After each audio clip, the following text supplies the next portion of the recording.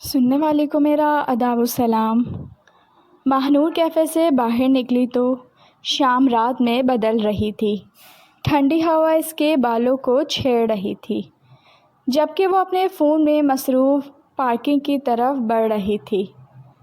اچانک پیچھے سے کسی نے آواز دی، ماہنور۔ اس نے مڑ کر دیکھا تو ریحان مسکراتا ہوا اس کی طرف آ رہا تھا۔ آپ؟ جی میں۔ ویسے آج آپ کافی جلدی جا رہی ہیں۔ ماہنور ہلکا سا مسکرائی۔ کلاسز ختم ہو گئی تھیں، اس لیے ریحان کچھ اور کہنے ہی والا تھا کہ ایک گاڑی تیزی سے ان کے قریب آ کر رکی۔ دروازہ کھلا اور اذلان باہر نکلا۔ اس کی نظریں سیدھی ریحان پر جا ٹھہریں۔ تم یہاں کیا کر رہے ہو؟ ریحان کے ہونٹوں پر معنی خیز مسکراہٹ آ گئی۔ یہ سوال تو میں بھی تم سے پوچھ سکتا ہوں۔ چند لمحوں کے لیے فضا عجیب سی خاموش ہو گئی۔ ماہنور نے دونوں کو دیکھا۔ اسے محسوس ہوا جیسے دونوں کے درمیان کوئی اندیکھی جنگ چل رہی ہو۔ مجھے دیر ہو رہی ہے، میں چلتی ہوں۔ وہ جانے لگی تو اچانک اس کا فون ہاتھ سے چھوٹ کر زمین پہ گر گیا۔ اذلان فوراً جھکا اور فون اٹھا لیا۔ احتیاط کیا کریں، اس کی آواز میں عجیب سی نرمی تھی۔ ماہنور نے فون لیتے ہوئے شکریہ ادا کیا، مگر ریحان کے چہرے پر ناگواری صاف نظر آ رہی تھی۔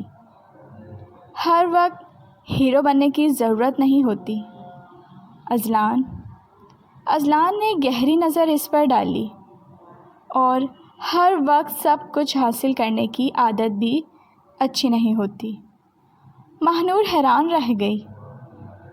یہ پہلی بار تھا جب اس نے دونوں کو آمنے سامنے دیکھا تھا۔ اس رات جب وہ اپنے کمرے میں بیٹھی دن بھر کے واقعات سوچ رہی تھی تو اسے بار بار ایک ہی سوال پریشان کر رہا تھا، آخر یہ دونوں اس میں اتنی دلچسپی کیوں لے رہے تھے؟ ادھر ریحان اپنی بیلکنی میں کھڑا شہر کی روشنیوں کو دیکھ رہا تھا۔ ماہنور صرف میری ہوگی، اس نے آہستہ سے کہا، لیکن اسے معلوم نہیں تھا کہ اذلان بھی اس لمحے اپنے کمرے میں بیٹھا ماہنور کی تصویر دیکھ رہا تھا، اور اس کے دل میں بھی ایک ہی خواہش تھی، ماہنور کو کھونے کی نہیں۔